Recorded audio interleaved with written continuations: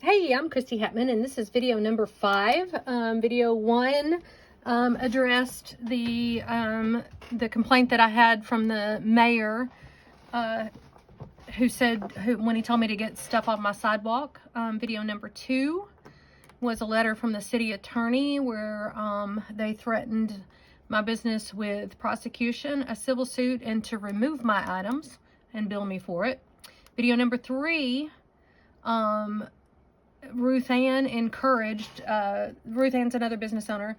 She encouraged the city to work on the other sidewalks if they're really concerned about ADA compliance, and to not use the ADA as an excuse to come after small businesses. Video number 4, and I'm gonna finish with this, was the beginning of my presentation to the city council in August, and I did have all these illustrations here, and I had all these letters. So this letter right here is the 4th business who has encouraged the city to work with us and not against us. So we're going to pick up right here and then go on to through my presentation for the August 4th City Council meeting. Also, if you are watching this on YouTube, one of the things I like to do is hit the settings button when I'm listening to things, and if I want people to talk faster or slower, I hit the playback speed.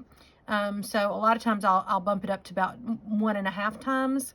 However, I am kind of a fast talker, so I'm an auctioneer. If you bounce it up to 1.5 times on the playback speed, it's going to be pretty fast. So but whatever you can process. My brain can't process some people at 1.5, but a lot of people who talk at like just a regular pace, I like to bump up that playback speed. So here we go, video number 5, finishing up with the letter from Hazel Wilcox, and the voice that you hear after that is me, Christie Hatman. Losing one sidewalk display space could have real and lasting impact. Respectfully, I ask you to consider working alongside us and not against us. Businesses are closing. There are vacant buildings up and down Main Street, Mammoth. We as merchants are doing all we can to do for the people of Mammoth. So in May, I put this together. It was a shop crawl, and I went to all the retail businesses up and down Mammoth Spring, Arkansas. And here they are mentioned. I did a 8-minute video that got over 8,000 hits. I've done a video on the spring up here at Mammoth that's had over 700,000 hits. I am a team player. I am pro-business and I am pro-Mammoth. I want everybody walking up and down the street shopping everywhere, because if we become a destination city, it's going to help all of us. So in that video, I encourage people to visit the park and the restaurants and the other retail shops. So I received your letter from the city dated June 2nd. And I am here to respond to that letter with real names, real numbers, and real measurements. The ADA... That is really important. Real names, real numbers, real measurements. Anytime in the last 1.5 years, I have asked for a photo, a video, or somebody to use a measuring tape, or to give me a name of somebody who has complained. They have not produced it. In the era of cell phones, you can't give me one photograph of my sidewalk being blocked. You just keep saying it's blocked.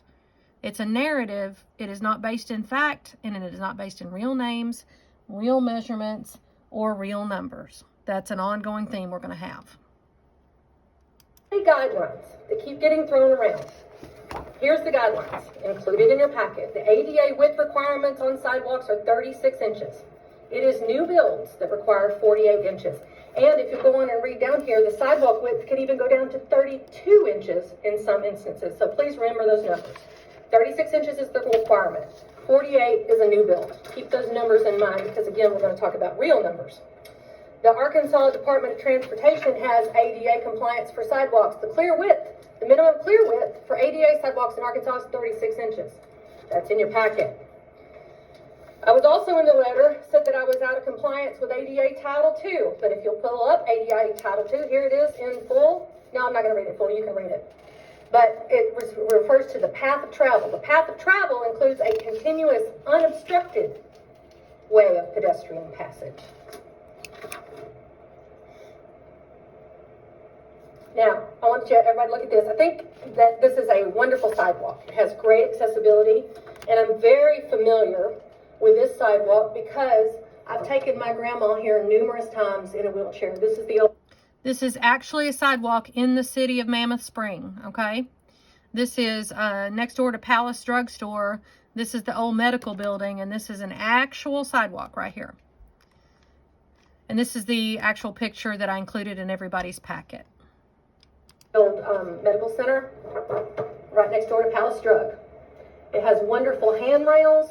It has rails going up to the steps. It has good access. It has a clear handicap approach right here for a wheelchair. Is there anybody who thinks this is not a wonderful sidewalk? All good? That's a wonderful sidewalk. Okay.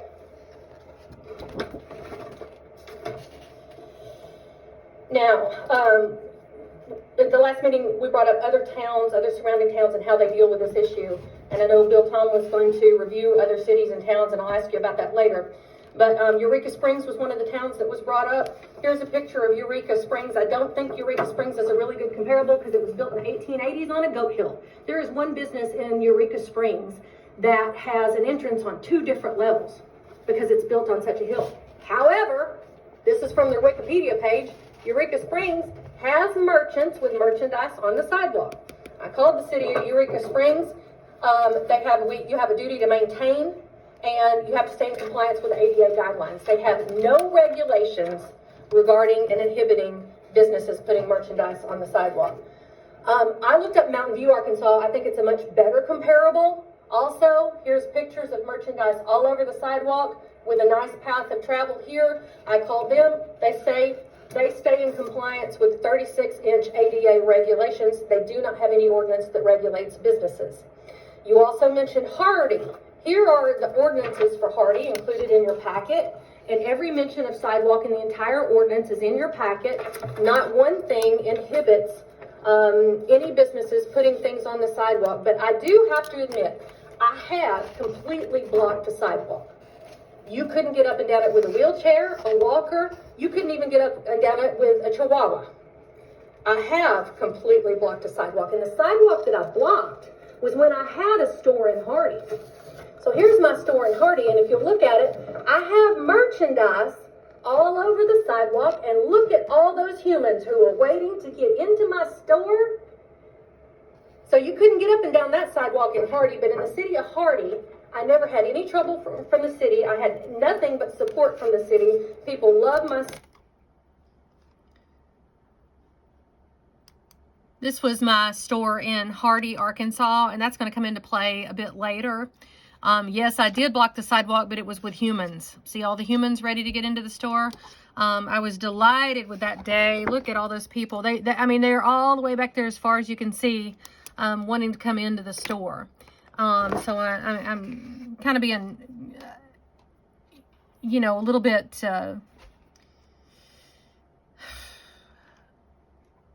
what is the word? The word is escaping me, but basically, I did block the sidewalk, but not for the reasons that they're saying. But I am pro-business, and I want people to be able to conduct business, and that's exactly what I did there. So stay tuned for video number 6, because all these details are going to build up to a certain point.